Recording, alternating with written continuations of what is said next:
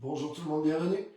Bienvenue sur le direct, très content de vous retrouver pour cette nouvelle série après un temps d'absence. Pas trop dû aux vacances, un peu aux vacances et surtout au travail à la reprise. Et voilà, et puis de faire une petite pause, c'est pas mauvais. Donc nous voilà repartis sur toute une nouvelle série. Donc voilà, bienvenue sur cette série. Et ça va être un peu un thème pour aborder des sujets pratiques aussi et donner un certain équilibre aussi que on n'a pas toujours euh, avec la vie qu'on appelle la vie spirituelle, la vie chrétienne. Donc je voudrais montrer une autre partie aussi de la sagesse de Dieu qui est pratique, surtout pour avancer non seulement dans la vie mais dans notre appel. Donc on va parler de toutes ces choses sur cette série. Bienvenue, bon retour depuis tout ce temps. Christiane, bienvenue, merci d'être là et de ta fidélité. Que Dieu vous bénisse tous. Donc bienvenue vraiment sur ce direct. Bienvenue Christophe, tous ceux qui arrivent les premiers. Génial.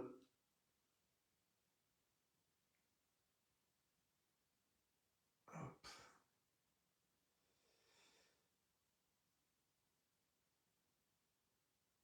Et voilà, donc je vais mettre ça.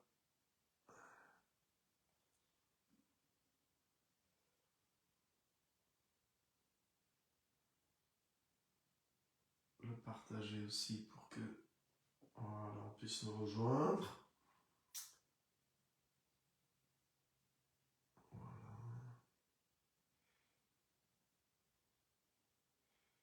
Tac.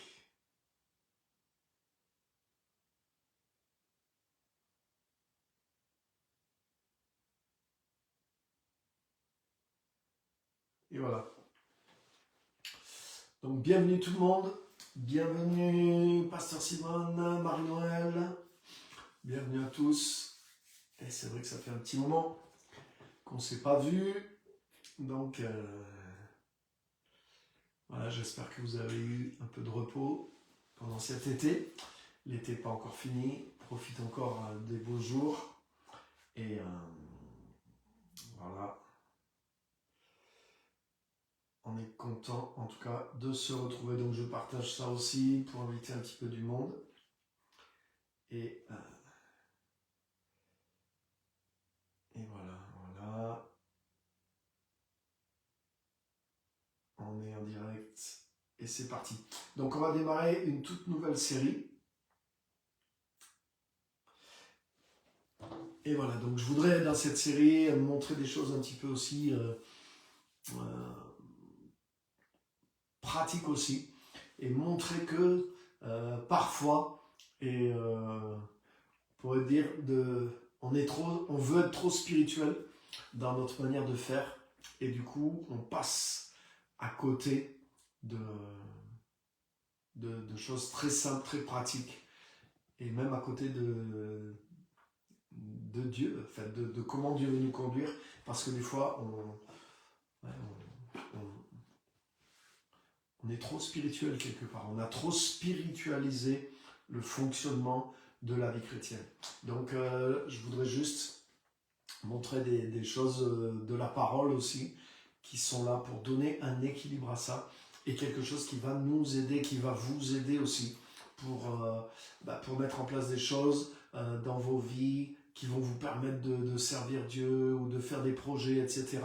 Et sans perdre du temps à cause des fois de principes soi-disant très très spirituels, mais en fait qui sont pas de la sagesse pratique et de la sagesse pratique divine et qui nous font en réalité plus perdre du temps qu'autre chose. Donc voilà, c'est un petit peu sur ce thème-là. Donc c'est de la sagesse pratique. Et on va lire un texte dans le livre des Proverbes. Le livre des Proverbes, vous savez, le livre de la sagesse, c'est un livre qui est vraiment un livre de sagesse dans l'Ancien Testament en particulier. C'est le livre des Proverbes. Donc on va lire dans Proverbe chapitre 28 et on va lire le verset 19. Il y a tellement de sagesse dans les proverbes. Donc c'est un livre que je lis régulièrement. J'aime beaucoup revenir dans les proverbes. Et je reviens régulièrement dans les proverbes. Je pense que c'est des choses qu'on a besoin de nourrir notre vie régulièrement avec la sagesse qu'il y a dans les proverbes. Ça nous aide dans tout, dans les prises de décision, dans les relations. Il y a tellement de choses très très pratiques qui nous viennent par le livre des Proverbes. Donc c'est sur ça que je vais partager sur cette nouvelle série. C'est cette sagesse-là qui vient donner un équilibre, des fois à une vision des fois trop spiritualisée de comment la vie chrétienne doit fonctionner. C'est vrai qu'on voit des miracles, on croit aux miracles et Dieu est un Dieu de miracles. Oui, c'est vrai. Mais je pense que, et c'est là que je veux donner un équilibre aussi, je pense que on sépare trop les choses. C'est-à-dire que, comme si Dieu est le Dieu du miracle, mais comme si Dieu n'est pas le Dieu de la vie du quotidien aussi. Et c'est important de comprendre que, par définition, le miraculeux a un caractère exceptionnel. C'est-à-dire que, en fait, Dieu ne nous appelle pas à vivre du miracle. Dieu nous appelle à vivre des miracles, ça c'est certain. Dieu fait des miracles aussi au travers de nous. Mais des fois, dans nos milieux, surtout nous, qui croyons aux miracles, et les milieux de Pentecôte, charismatiques, avec les dons du Saint-Esprit, forcément, il y a la dimension des miracles, et on la voit régulièrement se manifester, et on en est content. Donc c'est pas du tout, je suis pas en train de dire c'est pas vrai, ou il faut abandonner ça, au contraire, on a un message là-dessus, d'encourager tout ça, et je pense qu'on a beaucoup fait ça. Donc là, c'est plutôt pour donner une sagesse autour de ça aussi, et pour montrer que oui, c'est vrai, il y a le miracle, mais il y a aussi la vie de tous les jours, et Dieu est autant dans l'un que dans l'autre. Et pour commencer cette série, je vais vous donner c'est un témoignage vous connaissez, vous avez entendu parler, la plupart d'entre vous en tout cas, de Kathryn Kuhlman par exemple, qui est une femme que Dieu a beaucoup utilisée comme évangéliste dans les années 70, aux États-Unis en particulier, surtout. Et son message a été accompagné de miracles extraordinaires. Donc, bonsoir Geneviève, bienvenue. Donc, elle a inspiré même des grands ministères, même comme Benny Hinn, tout ça. Donc, on connaît un peu toute cette histoire.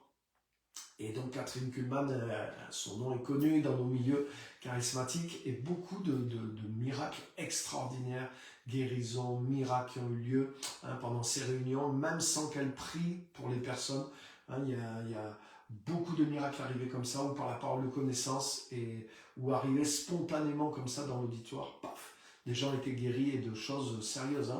Donc si vous lisez les livres et les témoignages qui sont sortis du ministère de Kathryn Kuhlman, c'est des centaines de témoignages, et même ceux qui sont sélectionnés dans les livres, c'est des témoignages énormes. Je vous encourage à lire ces livres-là. C'est très encourageant de voir comment le Saint-Esprit continue d'agir aujourd'hui pour faire des miracles comme dans les évangiles.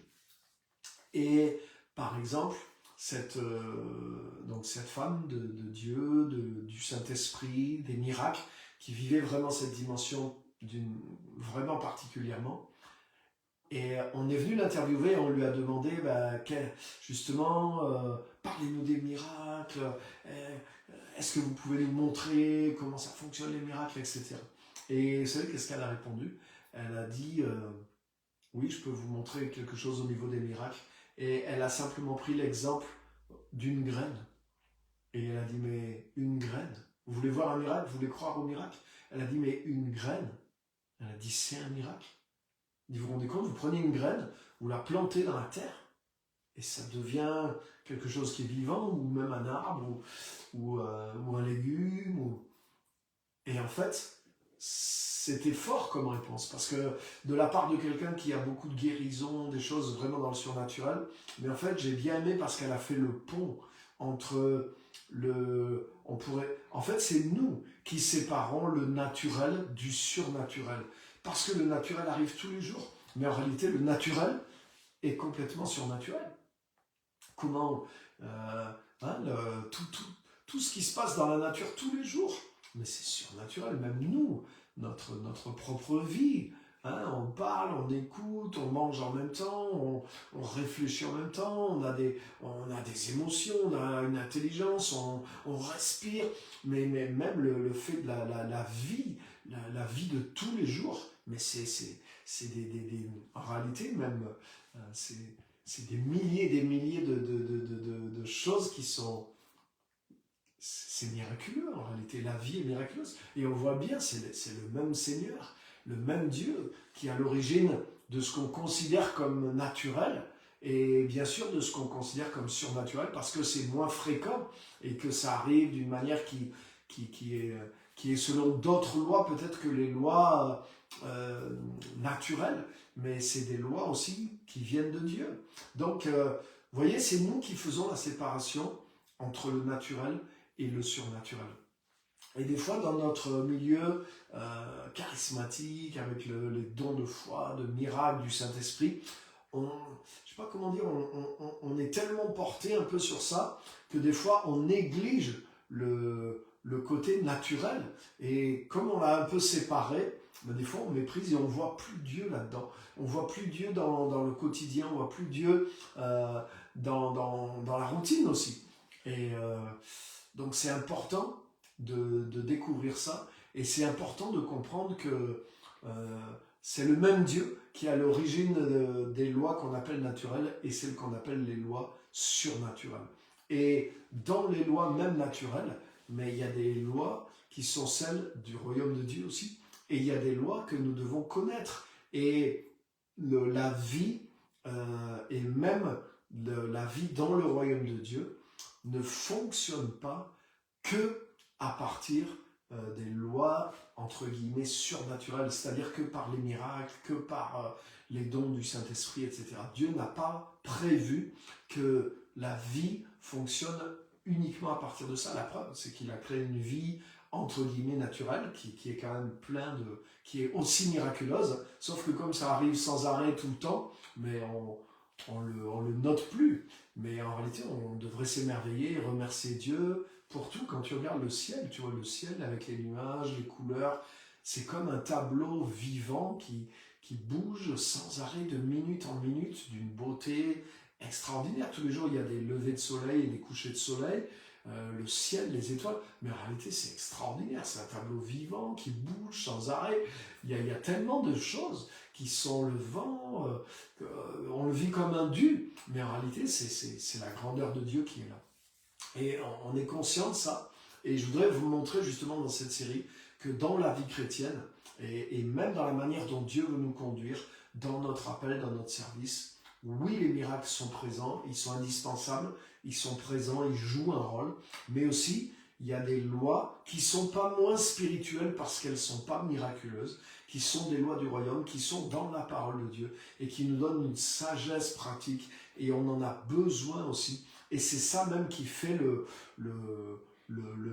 fond des choses. Et des fois, on a tellement mis l'accent sur le côté des miracles, etc., qu'on pense que toute la vie chrétienne et tout ce qu'on doit faire, tout le service pour Dieu, mais doit fonctionner que par quelque chose de miraculeux. Et du coup, on ne met pas en route les choses qui sont de l'ordre d'une sagesse pratique et qui sont comme la chose de base régulière sur laquelle vont se greffer les miracles. Et c'est pour ça que si on attend que par le miracle, par l'intervention directe de Dieu, etc., ben, non seulement notre vie chrétienne, mais notre appel, notre vie de service ne se met pas en place et ne fonctionne pas. Donc je voudrais nous enlever, il y a un côté d'illusion qui personnellement, moi, m'a fait perdre beaucoup de temps, et j'ai été frustré pendant des années parce que je vivais qu'avec ce concept de surnaturel.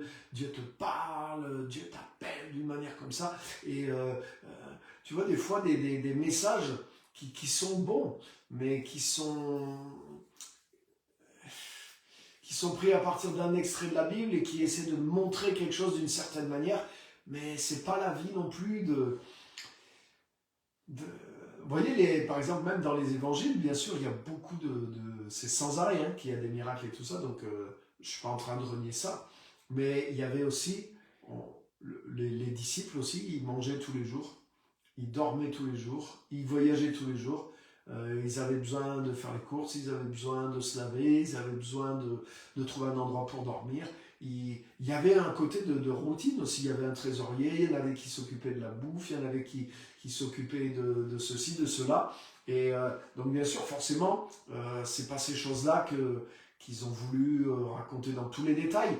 En fait, on rentre un peu dans ces détails quand il y a une leçon, quand il y a quelque chose en plus, mais les 3 ans et demi que les disciples ont passé avec Jésus, il y a toute une partie aussi qui était là aussi dans le management du management du quotidien, une certaine routine aussi.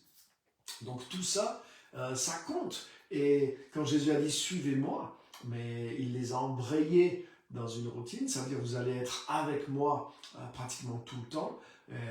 Donc ça veut dire il y a une organisation, on va se déplacer, on va vivre ensemble, on prendra des repas ensemble, on dormira, on ira de ville en ville, etc.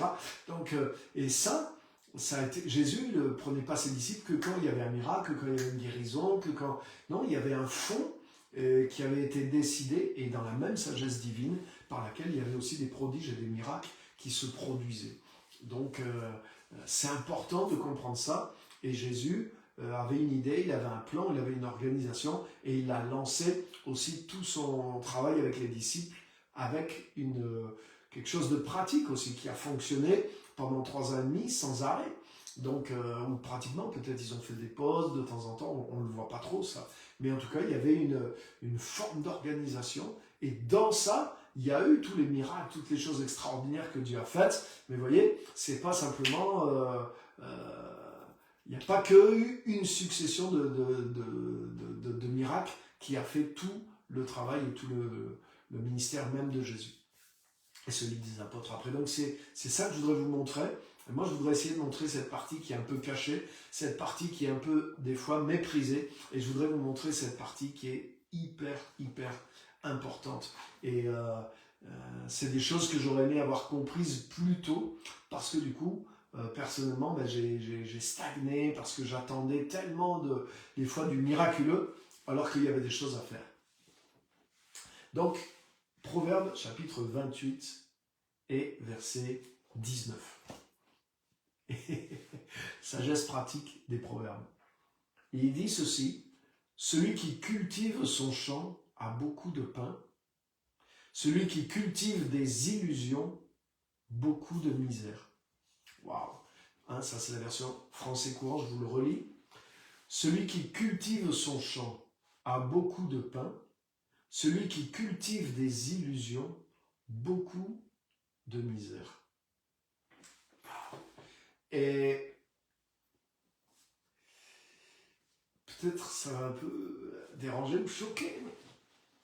Et je suis un homme en tout cas je crois être un homme de foi, un homme de vision, un homme de l'esprit.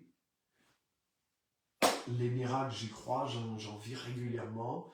La vision, mais ceux qui me connaissent, vous le savez, je vis par vision. Je suis obsédé, possédé, guidé par vision depuis presque ma conversion. Donc je poursuis un plan de Dieu depuis 40 ans, etc. etc. Donc je vis toutes ces choses, je crois dans toutes ces choses. Mais pourquoi je fais cette série? Justement pour montrer que des fois, la ligne entre la vision, la foi, le rêve et l'illusion.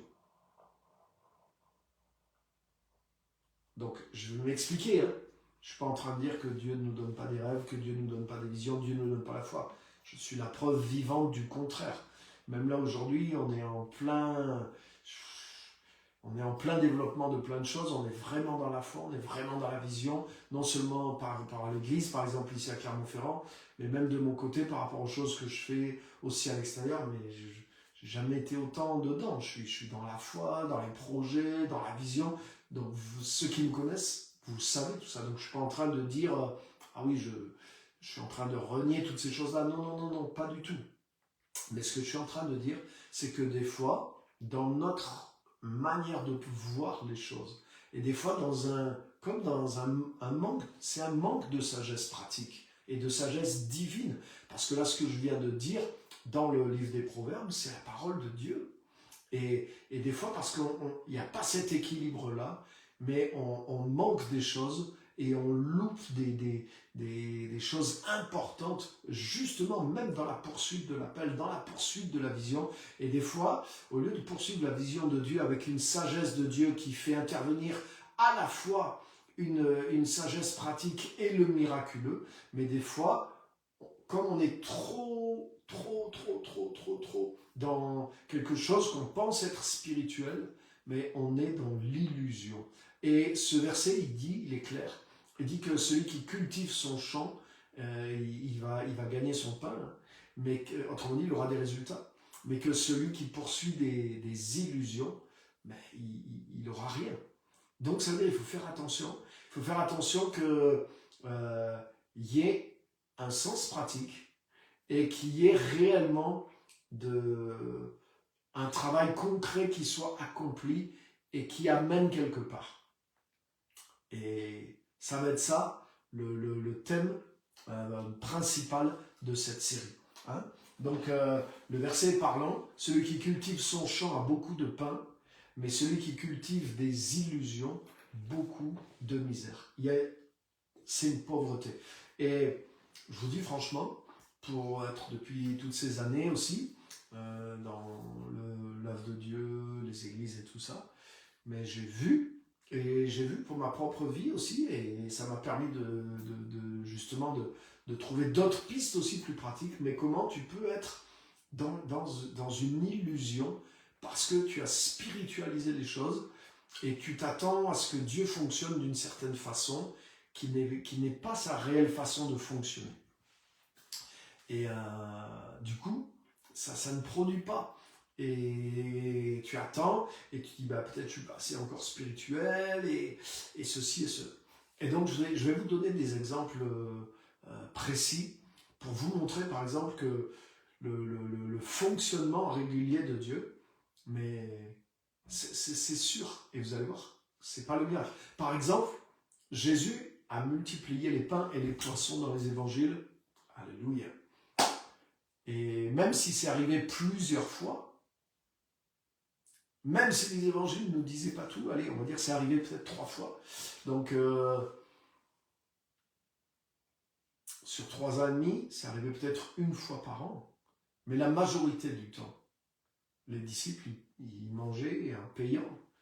Donc il fallait qu'ils trouvent de l'argent, il fallait qu'il y ait des gens qui travaillent, il fallait qu'ils aient acheté du pain. Et on le voit d'ailleurs, hein, quand dans la multiplication des pains, Jésus leur dit « Allez-y, allez acheter du pain ». Il dit « Mais là, on n'a pas assez d'argent. » Et puis même, où est-ce qu'on va trouver autant de pain pour nourrir une telle foule? Il n'y en aura pas assez. Si on trouve une boulangerie, le gars, il n'aura pas de quoi fournir pour 20 000 personnes. Donc... vous voyez? Donc ça veut dire qu'habituellement, les disciples, ben, qu'est-ce qu'ils faisaient? Ils allaient acheter leur pain. Donc il y avait une organisation pour la nourriture, etc. etc. Ils ne se sont pas dit, waouh, Jésus fait des miracles, Jésus est avec nous. Donc maintenant, tous les jours, et voilà, on va lui demander de faire. Non, c'est resté exceptionnel. Il y a eu ce miracle s'est reproduit plusieurs fois. Donc ça veut dire que ce miracle est possible. Ça veut dire que ce miracle se reproduira. Et on est en raison de croire sur des choses comme ça. Mais c'est resté exceptionnel. Ça veut dire qu'il leur fallait aussi une sagesse régulière pour pouvoir avoir des finances et avoir de quoi manger tous les jours. Et ça veut dire que ça, là aussi, bien sûr, c'était par la foi. Donc, vous voyez, je pense. C'est pour ça que des fois, on sépare, vous voyez, le miracle de la routine. Mais par exemple, pour les disciples de Jésus, même la routine, mais elle était par la foi, parce que ils vendaient rien. Les disciples de Jésus, ils vendaient rien. Jésus ne vendait rien. Donc ça veut dire, il y avait des gens qui les soutenaient, on ne voit pas trop comment ça s'est passé, mais il fallait de la foi. Donc ça veut dire que même s'il y avait une routine au quotidien, c'était pas moins spirituel, c'était pas moins l'appel de Dieu que quand il y a eu la multiplication des pains. Et ils n'ont pas vécu pendant 3 ans et demi de multiplication des pains. Vous voyez? Donc ça, c'est important de comprendre ça. Et des fois, on a l'impression que, voilà, parce que c'est Dieu, parce que c'est l'œuvre de Dieu, hop, Dieu te parle, Dieu te dit, voilà, tu dois faire ci, tu dois faire ça, voilà, comme pour payer les impôts, waouh, Jésus dit à Pierre, va, lève-toi, lance ta canne, et le premier poisson dans lequel tu vas avoir, tu l'ouvriras, et dedans, il y aura de quoi payer l'impôt pour toi et pour moi, waouh, c'est merveilleux, mais c'est arrivé qu'une fois. Donc, et des fois, comme ces messages sont mis en avant, des fois dans des livres, des biographies, c'est intéressant aussi, et forcément la personne, elle va raconter juste ces témoignages-là, elle ne va pas forcément te parler de toute la routine qu'elle a vécue pendant 40 ans. Moi aussi, par exemple, si je te raconte que les extraits des témoignages, des miracles, des choses que j'ai vécues, waouh, le livre va dire que la vérité, mais c'est un extrait de choses qui se sont passées pendant 40 ans. Donc, mais en lisant le livre, comme il y aura un concentré, peut-être tu peux avoir l'impression que pendant 40 ans, mais c'était que comme ça, quoi. Dieu nous disait, les choses arrivaient, et que tous les jours, ça a été comme ça pendant 40 ans. Et ça serait faux, ça serait donner une fausse impression. Il y a eu une grande part aussi de foi, de routine, de recherche, de choses mises en place jour et jour, sur laquelle maintenant les miracles, les grandes choses se sont manifestées aussi. Mais Dieu était là, et il est là de A à Z. Donc, et je vous dis ça non pas pour... j'ai plusieurs objectifs. Je veux donner de l'équilibre, mais ce que je veux aussi, c'est vous montrer qu'il existe des principes de sagesse divine, biblique, surnaturelle aussi, autant que les miracles, mais que, en les mettant en route régulièrement dans votre vie, mais ça va vous amener des fruits. Ça ne vous empêchera pas de voir les miracles, mais par contre, ça ne vous laissera pas en attente, ça ne vous laissera pas sans fruits, juste en attendant les miracles. Et ça, c'est tellement, tellement, tellement important. Donc, cette série va être consacrée à ça. Et je peux vous donner un autre exemple qui est une évidence qui est toute simple. Par exemple, voilà, l'écoute prophétique, Dieu nous parle. Waouh, j'ai reçu une parole prophétique, alléluia, où j'étais chez moi, clac, le Saint-Esprit m'a touché d'une manière spéciale, ou dans une église, ou dans un moment, peu importe, où j'ai marché, où j'étais dans tel endroit, et là, le Saint-Esprit, en voyant telle scène ou telle chose, le Saint-Esprit a communiqué directement avec moi, et là, j'ai reçu vraiment une parole, une direction de Dieu. Amen, c'est merveilleux.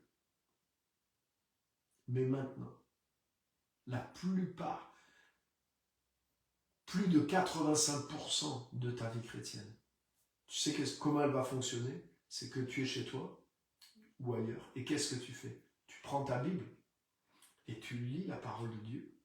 Et en lisant la parole de Dieu, ton intelligence est renouvelée. Ta façon de comprendre la vie change.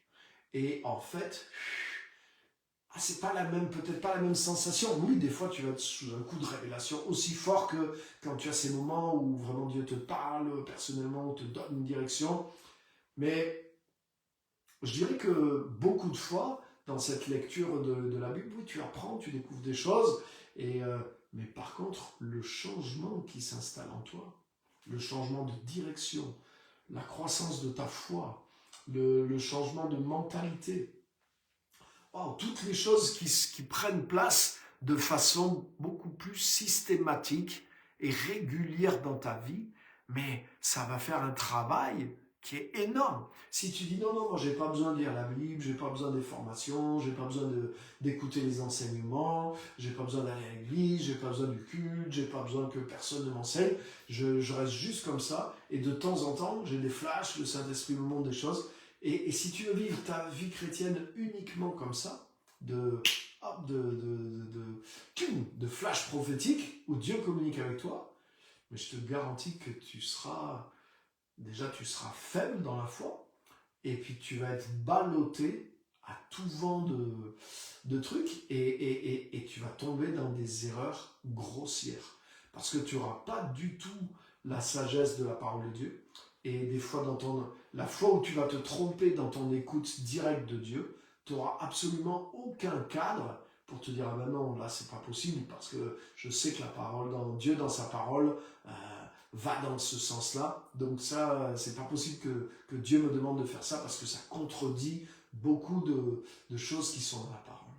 Et c'est tellement vrai. Et on en connaît des gens comme ça. Hein, des gens qui sont bons des fois pour capter la parole, plus ou moins bons, la pensée comme ça de Dieu, mais qui ne font pas l'effort dans la régularité de se former, d'écouter la parole, de renouveler leur intelligence, leur manière d'être et de penser par la sagesse régulière des Écritures. Et du coup, il n'y a pas d'équilibre, il n'y a pas de force réelle dans leur vie. Donc je ne dis pas qu'il ne faut pas écouter la voix prophétique de Dieu, non, il faut développer cette écoute prophétique de Dieu, mais ça c'est des choses qui nous arrivent ponctuellement, je n'ai pas de pouvoir là-dessus. Je ne peux pas dire, ah ouais, tous les matins, Dieu va me parler, parce que j'en ai envie. Je ne peux pas faire ça. Par contre, je peux dire tous les matins, je vais lire ma Bible. Et tous les matins, je vais apprendre quelque chose dans la Bible que je peux appliquer. Et je peux produire des changements dans ma vie qui sont selon Dieu, qui sont selon la sagesse de Dieu, juste parce que j'ai mis en place une routine qui peut sembler moins facile, qui peut sembler moins spirituelle que de dire, ouais, Dieu m'a parlé, j'ai eu une vision extraordinaire, j'ai eu un flash pendant la nuit. Et ça nous arrive, des choses comme ça. Je ne veux pas minimiser ça. Ce que je suis en train de dire, c'est que la vie chrétienne que Dieu veut pour nous, elle ne repose pas que sur ce pilier-là, qui a un côté un peu miraculeux. Vous voyez ? Et il ne faut pas négliger l'autre. Donc on a besoin des deux. Mais ce que je voudrais, c'est donner un équilibre entre ce côté miraculeux qu'on recherche tous, qu'on aime tous avoir, et qui est merveilleux quand il nous arrive. Et c'est vrai que des fois, boum, ça produit des fruits directement. Voilà, Dieu t'a parlé, ou pendant que tu pries pour quelqu'un, il se passe quelque chose, le Saint-Esprit te dirige, et il le fait. Mais par exemple, même les dons spirituels qui se produisent pas à notre volonté, selon la volonté du Seigneur, mais la fréquence des dons. Par exemple, quand tu pries pour les gens, mais je l'ai remarqué dans mon expérience, elle s'intensifie et elle devient meilleure. Pourquoi ? Parce que tu pries régulièrement pour des personnes, par exemple. Et ça, c'est quelque chose, c'est pas le Saint-Esprit. Oui, des fois, le Saint-Esprit te dit prie pour quelqu'un, mais la plupart du temps, c'est parce que tu sais que non, c'est la volonté régulière de Dieu de prêcher la parole, de prier pour les gens, d'imposer les mains, et tu le fais sans que ça soit un don du Saint-Esprit, tu le fais parce que la parole de Dieu le dit, ils imposeront les mains aux malades, les malades seront guéris.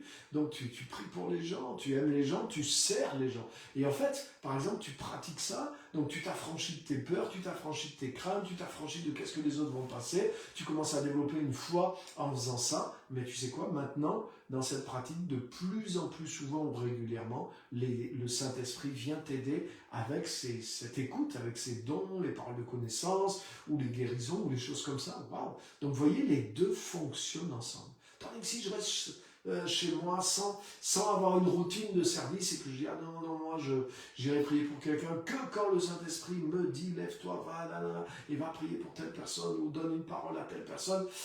Mais tu sais quoi? Ça va arriver très très peu souvent ou peut-être jamais. Et c'est pour ça que des fois certains chrétiens n'osent jamais parce qu'ils pensent que ça doit être quelque chose de waouh, voilà, comme quand Dieu appelait Moïse. Mais moi, j'ai pas entendu la voix de Dieu. Moi, Dieu m'a pas dit de prier pour les gens. J'ai pas vu un buisson ardent. J'ai pas vu un ange qui est venu me dire de le faire. Non, mais dans Marc chapitre 16, à partir du verset 16, dans Marc 16, c'est écrit. Voici les signes qui accompagneront.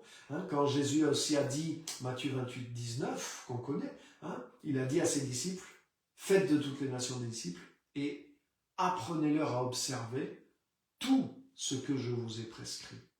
Donc qu'est-ce que Jésus a appris à ses disciples à quoi faire? À guérir les malades, à imposer les mains, à chasser les démons. Donc quand Jésus a dit à ses disciples, faites des disciples, apprenez-leur tout ce que je vous ai appris, ils l'auront non seulement enseigner les paraboles, non seulement enseigner la révélation que Jésus a amenée, mais ils leur ont enseigné aussi comment guérir les malades, comment chasser les démons, etc., etc., etc. Donc ça veut dire, ça a fait part de, c'est devenu une partie de leur routine après. Et cette routine-là, on peut dire, ouais, il y a un côté qui est... Mais c'est dans cette routine qu'on peut appeler naturelle que Dieu agit. Et que en plus, les choses particulièrement surnaturelles vont se produire et se manifester. Waouh! Hein, par exemple, dans Acte 13, au verset 1er, on va lire, et puis je vais arrêter là pour aujourd'hui. Ouais, je pense que vous avez capté l'idée. Et c'est pour ça, si on est trop fixé sur ce côté que miraculeux, que surnaturel, et c'est le cas de beaucoup de chrétiens, mais du coup, il y a une espèce de... Pour certains, il y a un complexe d'infériorité, parce qu'ils disent, ben moi, j'ai pas tout ça, donc du coup, sûrement, je suis pas bon, je suis pas prêt, donc du coup, ils restent paralysés, ils ne font rien, parce qu'ils se disent, ben moi, Dieu m'a pas demandé de le faire. Et c'est parce qu'il passe à côté d'une sagesse, vous voyez. Celui qui cultive son champ, il est rassasié de pain. Donc, mais celui qui poursuit des illusions, il va être dans la misère. Donc ça veut dire que s'il y a ce déséquilibre dans ma manière de voir Dieu et l'appel de Dieu, je risque d'être dans la misère. Alors que je peux cultiver mon champ. Il y a un champ que je peux cultiver. Il y a des choses qui sont là, qui sont écrites, qui sont pour moi, qui sont dans la parole. Même si j'ai pas besoin qu'un ange vienne me le dire de les faire, j'ai pas besoin d'entendre une voix surnaturellement. Non, j'ai déjà des principes surnaturels qui sont là dans la parole et le Saint-Esprit va être engagé dedans. Et je peux te garantir que je l'ai vu dans ma vie. En appliquant simplement la parole de Dieu et en croyant, j'ai vu le Saint-Esprit faire au travers de moi des mêmes choses qu'il a fait au travers d'autres à qui il leur a dit d'une manière surnaturelle de se lever et de commencer à faire ces choses-là. C'est le même Jésus qui te parle par l'Écriture, qui te parle aussi par la voix prophétique, ou par des visions, ou par des anges, ou par des paroles prophétiques, ou par quelqu'un qui te donne une parole prophétique. C'est le même Jésus. Sauf que si tu commences à avoir quelque chose de régulier avec le Seigneur et de comprendre les principes, mais tu ne dépends pas simplement du miraculeux. Tu vois ce que je veux dire? Tu n'es pas obligé d'attendre pour te mettre en mouvement, que quelque chose arrive forcément, parce que tu sais comment faire les choses. Celui qui cultive son champ est rassasié de pain. Alléluia. Donc Dieu veut nous aider et ma série là qui commence aujourd'hui, c'est ça, c'est vous aider à comprendre que voilà, il y a un champ, ce champ de l'appel, mais vous pouvez le cultiver aussi, et vous allez voir que c'est surnaturel. Il y a des principes du royaume qui vous permettent de lancer des habitudes, une certaine routine, et vous allez voir que c'est là que vient la croissance, et les miracles viennent ajouter à ça. Donc, Actes, chapitre 13 et verset 1er.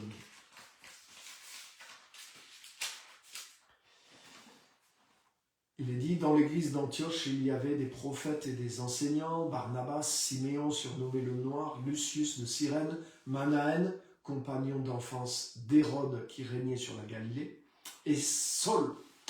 Un jour, pendant qu'ils célébraient le culte du Seigneur et qu'ils jeûnaient, l'Esprit Saint leur dit, mettez à part Barnabas et Saul pour l'œuvre à laquelle je les ai appelés. Et voyez, un jour, pendant qu'ils célébraient le culte du Seigneur et qu'ils jeûnaient, l'Esprit Saint leur dit, mettez à part Barnabas et Saul. Donc vous voyez là, c'est l'exemple typique qu'ils étaient dans une routine, on pourrait dire ensemble. On voit que c'est quelque chose qu'ils pratiquaient régulièrement. Un jour, pendant qu'ils servaient le Seigneur, dans leur appel, dans leur ministère, et qu'ils jeûnaient, le Saint-Esprit leur a parlé. Mais vous voyez, c'est exceptionnel que cette parole, c'est pas dit à chaque fois qu'ils se réunissaient pour servir le Seigneur dans leur ministère, dans la louange, dans l'adoration, dans la prédication, dans l'exhortation mutuelle. le Saint-Esprit est impliqué dans tout ça. Donc c'est un miracle aussi. C'est puissant. Tu vois, par exemple, même, il y a une certaine routine. Par exemple, tu viens à l'église, tu viens au culte, il y a une certaine routine, il y a un message, il y a un louange. Mais dans cette routine, il y a une présence de Dieu qui est extraordinaire. Il y a une édification qui est extraordinaire. Mais au travers de cette routine aussi, Saint-Esprit peut donner une direction. Saint-Esprit peut donner une parole. Le Saint-Esprit peut donner une guérison particulière. Et on le voit, par exemple, que ça arrive. Mais vous voyez, ça fonctionne ensemble. On ne fonctionne pas que quand il y a ce côté en plus qui est manifesté. On sait comment cultiver les choses. On sait comment s'édifier. On sait comment régulièrement le faire. Et ça ne veut pas dire que Dieu n'y est pas, parce que ce n'est pas une parole directe du Saint-Esprit. Dans la prédication, le Saint-Esprit est. Dans l'enseignement, le Saint-Esprit est. Dans l'encouragement fraternel, le Saint-Esprit est. Rien de voir des fois les frères et sœurs, mais ça t'édifie. Tu es encouragé. Je me rappelle une fois, j'étais nouveau chrétien, et j'allais à l'église, et puis j'avais le boulot qui était difficile, c'était tout un changement de vie pour moi. C'était compliqué dans ma tête. Et je me rappelle ce jour-là, bon, j'étais plus ou moins comme ça. Et puis dans la rue, paf, je rencontre un chrétien de l'église, et juste on s'est salué, on s'est dit bonjour. Mais rien que de le voir dans ses yeux, je voyais la foi, je voyais le Saint-Esprit. On n'a pas eu le temps, je ne sais plus si j'étais dans le cadre du travail ou pas, mais je sais qu'on n'a pas eu le temps de beaucoup parler, on n'a pas prêché, on ne s'est pas édifié, mais ça a changé ma journée, je me rappelle. Ça m'a édifié, c'est miraculeux. Rien que ça. Donc, ça veut dire que, mais dans juste le fait de pratiquer, le fait de mettre en place certaines choses régulières dans ta vie pour le Seigneur et ta vie pour le service du Seigneur. Mais rien que ça produit quelque chose. Et tu n'es pas obligé d'attendre que Dieu vienne te chercher, que Dieu vienne te donner des songes, qu'un ange, tu n'as pas besoin qu'un ange vienne te parler pour savoir que il faut se lever pour aller au culte le dimanche matin. Et peut-être c'est arrivé, peut-être ça t'est arrivé une fois, au début le Saint-Esprit te réveille, et il te dit, lève-toi, va au culte ce matin, waouh, et tu arrives, paf, la parole te parle, et tu dis, waouh, c'est merveilleux.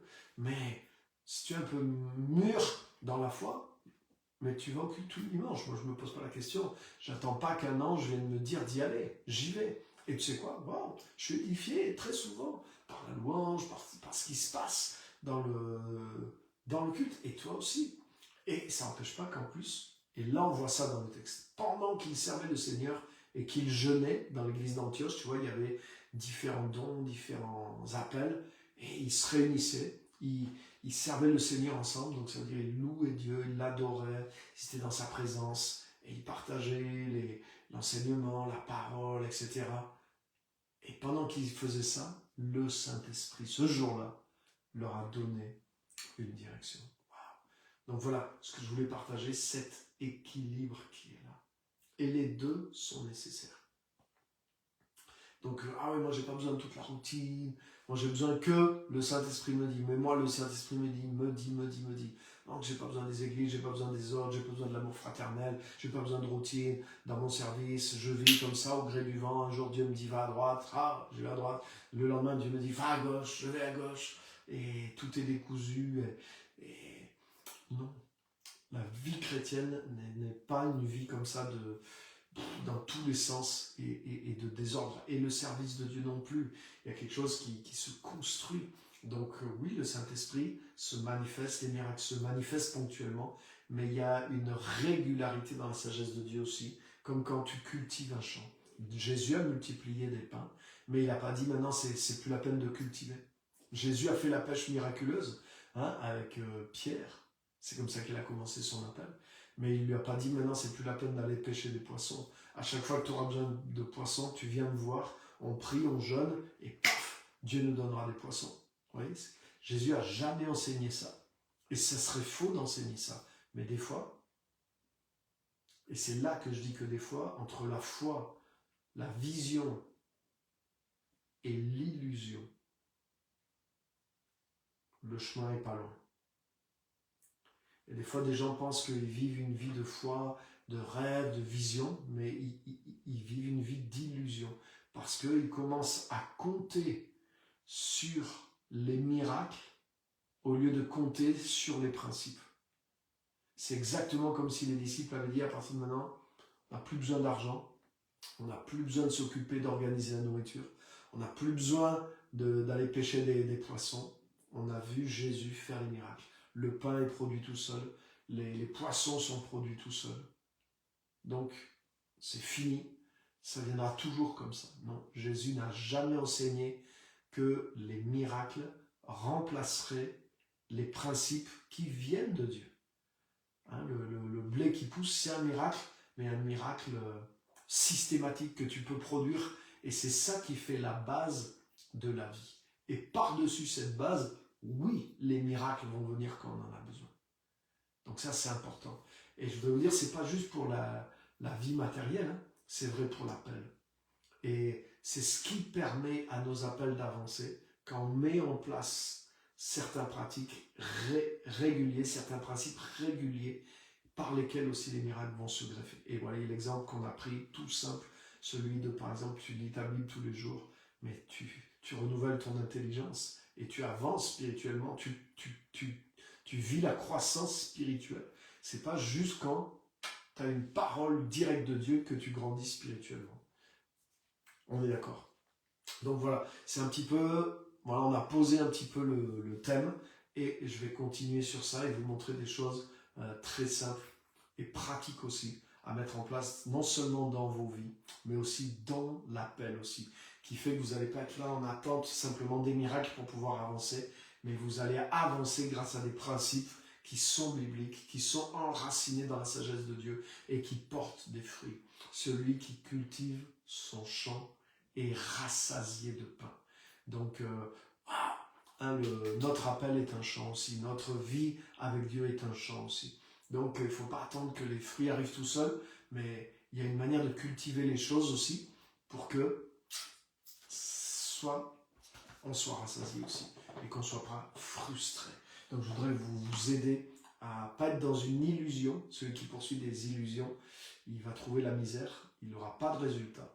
Donc, attention de ne pas être dans un excès de mysticisme qui nous met dans l'illusion, en fait, qui n'est plus la vraie foi et qui nous amène dans une dépendance d'un miraculeux que Dieu n'a jamais dit, qui va remplacer aussi les principes réguliers qu'il nous a donnés.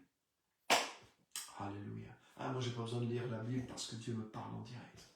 Moi, j'ai pas besoin de... Par exemple, nous, on fait des formations à l'église. Un jour, quelqu'un dit, ouais, mais c'est quoi toutes ces formations dans la Bible, il n'y a pas de formation. Jésus n'a pas fait de formation. J'ai pas besoin de formation. Ouh, Jésus n'a pas fait de formation. Ah bon? Jésus a fait quoi pendant 3 années avec ses disciples? Jésus a formé ses disciples. Oui, mais ce n'était pas une formation. Ah oui, il n'y avait peut-être pas des papiers écrits. Mais Jésus a enseigné, Jésus a formé. Et vous voyez, ça a été écrit pour que nous, on puisse bénéficier même de cette formation. Jésus a même dit former des disciples. Des disciples, c'est des élèves. Il l'appelait rabbi, ça veut dire maître. Ça veut dire celui qui enseigne, celui qui forme les autres. Donc c'était une école, et une école même à plein temps. Donc, vous voyez, c'est une illusion de j'ai pas besoin, moi le Saint-Esprit m'enseigne, moi le Saint-Esprit... oui, tout le monde, le Saint-Esprit nous enseigne. Mais il nous enseigne à poser justement une sagesse régulière aussi. Et donc vous voyez, je pense que vous comprenez tout à fait l'idée. Et il y a des choses comme ça aussi dans notre fonctionnement, dans notre appel, qui vont nous permettre de cultiver le champ et de ne pas être sans fruit et d'être frustré finalement. Parce qu'on s'est attendu au miracle, on a cru on s'est positionné que dans un miracle sans mettre en œuvre des principes. Et finalement, il y a une frustration. Et je l'ai vécu moi-même, cette frustration. Et j'ai rencontré certains aussi qui, pour ne pas avoir changé et compris ça, mais sont restés entièrement dans la frustration. Et puis finalement, ça n'a pas fonctionné. Et finalement, après, tu dis, bah alors, qu'est-ce qui s'est passé? J'ai manqué Dieu? Ou ça peut être des grosses frustrations. Donc, que Dieu nous bénisse. Et voilà, c'est ça qui va être l'objet de toute cette série et vous allez voir, ça va être quelque chose d'extraordinaire. Donc, merci d'être là, merci de partager ce message. Ça va aider du monde aussi, parce que beaucoup dans nos milieux là sont un peu trop dans le curseur est trop dans le côté qui va amener des illusions aussi et la déception. Donc, merci à tous d'être là, merci de partager et on continue la semaine prochaine sur cette série. Merci pour votre présence, vos commentaires et à très bientôt, que Dieu vous bénisse.